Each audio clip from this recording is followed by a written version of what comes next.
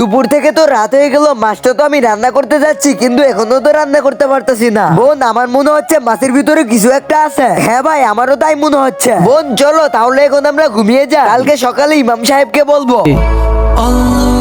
তারপরের দিন। আসসালামু আলাইকুম ইমাম সাহেব। ওয়ালাইকুম আসসালাম। আরে তোমাদের হাতে এটা কি? ইমাম সাহেব, এই মাছগুলো আমরা কালকে দুপুর থেকে রান্না করতে চাইতেছি কিন্তু এখনো আমরা রান্না করতে পারতেছি না, এটার কারণ কি একটু বলবে? তোমরা কি এই মাছগুলো হাফেজি মাছওয়ালার কাছ থেকে নিয়েছো? এই বৃদ্ধ অসহায় বাবাটির জন্য কে বা লাইক সাবস্ক্রাইব করবে? আমি জানি দুষ্ট ছেলেরা একটু লাইক সাবস্ক্রাইব করবে না, আর ভালো ছেলে মেয়েরা অবশ্যই লাইক সাবস্ক্রাইব করে যাবে। বাচ্চারা, তোমরা হয়তো জানো না ওই মাছওয়ালা একজন নেকি বান্দা। সে সারাক্ষণ দোকানে বসে আল্লাহ তাআলার নাম এবং দুরূদ শরীফ পড়তে থাকে। সাল্লাল্লাহু আলাইহি ওয়াসাল্লাম, সাল্লাল্লাহু আলাইহি ওয়াসাল্লাম।